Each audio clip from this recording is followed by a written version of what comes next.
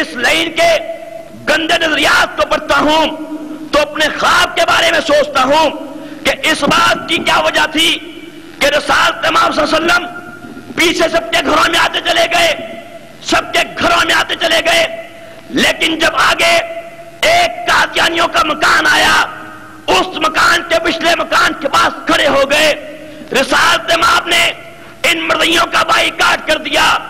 اس بات کی کیا وجہ تھی؟ سامعین محترم، اسی حوالے سے جب غور کرتا ہوں، فکر کرتا ہوں تو یقین جانیے گا یہی بات سمجھ آتی ہے۔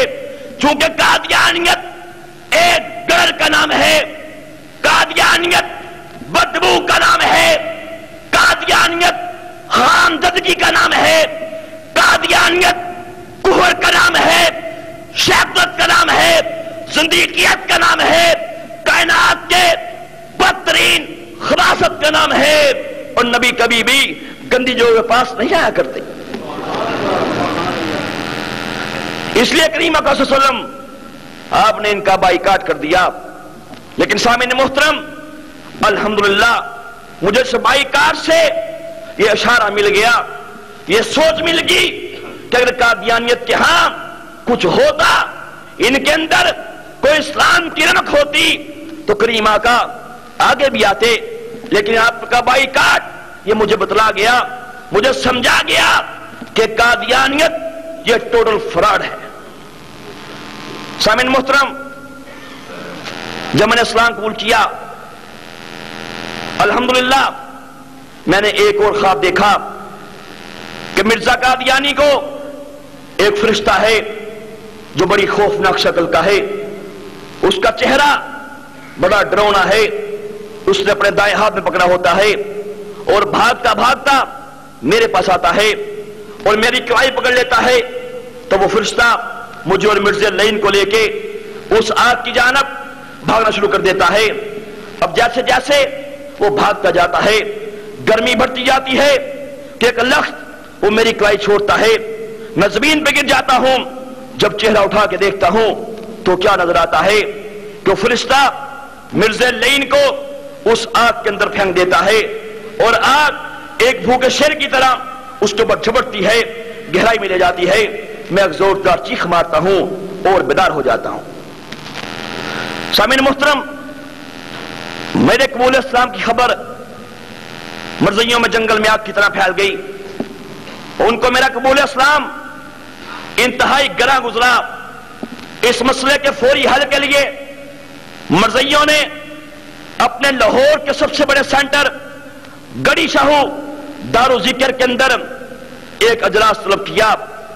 اس اجلاس کے اندر بڑے بڑے مرزئی پوپ آئے، ان کے بڑے بڑے پادری آئے، ان کے بڑے بڑے مربی آئے، اور ان کے سامنے یہ بات رکھی گئی، انہیں کہا گیا کہ نعوذ باللہ اب یہ فلاں شخص جس نے اسلام قبول کر لیا ہے، اب یہ ہمارے بارے میں مسلمانوں کے پاس جائے گا، انہیں بتلائے گا کہ قادیانیت کتنا بڑا فراڈ ہے، قادیانیت کتنی بڑی گندگی ہے، کتنی بڑی خباثت ہے۔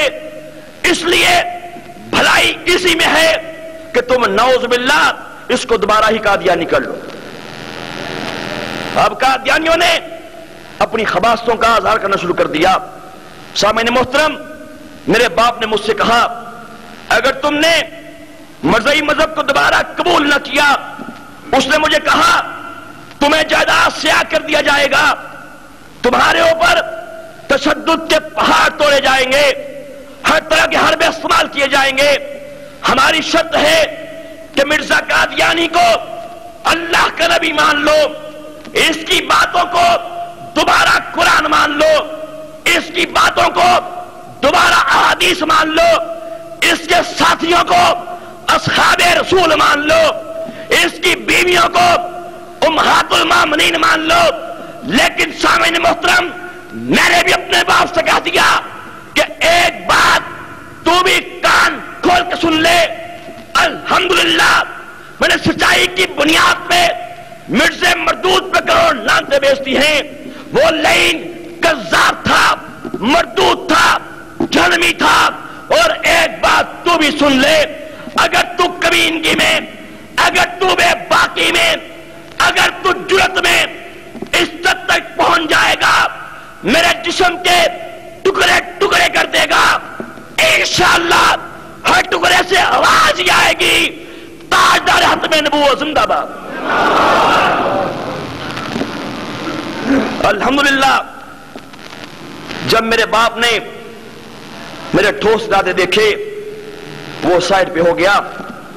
ایک دفعہ کیا ہوا کہ میرا باپ مرزائیوں کے لاہور کے سب سے بڑے مربی، ان کے سب سے بڑے پوپ اس کو بلا کے لے آیا اور اس سے کہنے لگا یہ تمہیں بتلائے گا کہ مرزائی مذہب یہ سچ ہے، یہ حق ہے، اور نعوذ باللہ جو مسلمان جس اسلام کو مانتے ہیں وہ نعوذ باللہ ایک لعنتی اسلام ہے۔ سامعین محترم، جو بڑا خبیث میرے سامنے آ کے بیٹھ گیا، میں نے اس سے کہا میں تم سے بات بھی کروں گا، مناظرہ کہو گے وہ بھی کروں گا، لیکن اس سے پہلے تمہیں میرے ایک سوال کا جواب دینا ہوگا۔ اس نے کہا پوچھو کون سا سوال پوچھتے ہو؟ میں نے اس سے کہا تم کبھی تھیٹر دیکھنے گئے ہو؟ تم کبھی تھیٹر دیکھنے یا سینما کے دیکھنے گئے ہو؟ اس نے مجھے کہا یہ تم نے بڑا عجیب سوال کر دیا کہ تھیٹر دیکھنے تو عیاش لوگ جاتے ہیں، تھیٹر دیکھنے تو بدماش لوگ جاتے ہیں، فاسق و فاجر جاتے ہیں، جو شریف انسان نہ ہو وہ جاتے ہیں۔ میں تو ایک عالم ہوں، میں تو ایک مربی ہوں، میں تو ایک مرزائی جماعت کا نمائندہ ہوں، میرا وہاں پہ کیا کام؟ جب میں نے اس سے یہ بات سنی، میں جھٹ سے اٹھا، یہ کتاب میرے ہاتھ میں ہے، ذکر حبیب، یہ کس نے لکھی ہے؟ مفتی محمد صادق جو مرزا مردود کا قریبی ساتھی تھا، اس لائن کو قادیانی صحابی رسول کہتے ہیں، نعوذ باللہ۔ اس مردود کی میں نے کتاب پکڑ لی، صفحہ 18 کھولا، اس میں لکھا ہوا تھا کہ مفتی محمد صادق کہتا ہے کہ ایک دفعہ میں تھیٹر چلا گیا۔ اب کیا ہوا؟ مجھے بعض صحابہ اکرام نے دیکھ لیا، انہوں نے کہا تمہاری مرزا صاحب کے ہاں شکایت کریں گے، تم تھیٹر دیکھتے ہو، اس میں لکھا ہے۔ کیا ہوا؟ جو مرزا صاحب کے پاس پہنچے، انہوں نے کہا کہ مرزا صاحب دیکھیے آپ کا جو فلاں مرید ہے مفتی محمد صادق، یہ تھیٹر دیکھتا ہے، خود تو مفتی کہتا ہے، آپ کا صحابی بنتا ہے، تھیٹر بھی دیکھتا ہے، کتاب میں لکھا ہوا ہے۔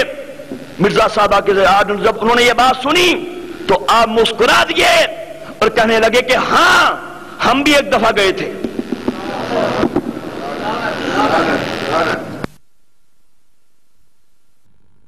تیرے ہی بقول ایک فاسق و فاجر تھا، تیرے ہی بقول ایک کمینہ تھا، اور تیرے ہی بقول بدبخت صاحب شریف انسان نہ تھا۔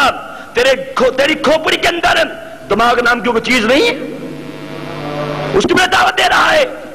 جب اس نے میری یہ بات سنی، اس کا رنگ زرد ہو گیا، میرے باپ کے پاس آیا اور کہنے لگا یہ کیس بڑا ہی بگڑ چکا ہے اور یہ ناقابل اصلاح ہے، اور یہ کہا اور چیف مربی دم دبا کے بھاگ گیا۔ الحمدللہ سامعین محترم، میرے قبول اسلام کے بعد میرے اللہ نے مجھ سے ایک کام لیا کہ میں نے مرزائی مذہب کے بارے میں، مرزا قادیانی کے گندے نظریات کے بارے میں، اس مردود کی گھٹیا زندگی کے بارے میں ایک انتہائی عجیب، اشوتے اور نرالے موضوع پر کتاب لکھی۔ یہ کتاب میرے ہاتھ میں ہے، اس کا نام ہے قادیانیت، اسلام اور سائنس کے کٹہرے میں۔ اور سامعین محترم، اس کتاب کے اندر میں نے اسلام سے بھی، جدید سائنس سے بھی، عقل انسانی سے بھی یہ بات ثابت کی ہے کہ قادیانی جس کو اللہ کا نبی کہتے ہیں، قادیانی جس کو اللہ کا رسول کہتے ہیں، میں نے بحوالہ ثابت کیا ہے کہ مرزا قادیانی ایک پاگل انسان تھا، اس کی کھوپڑی کے اندر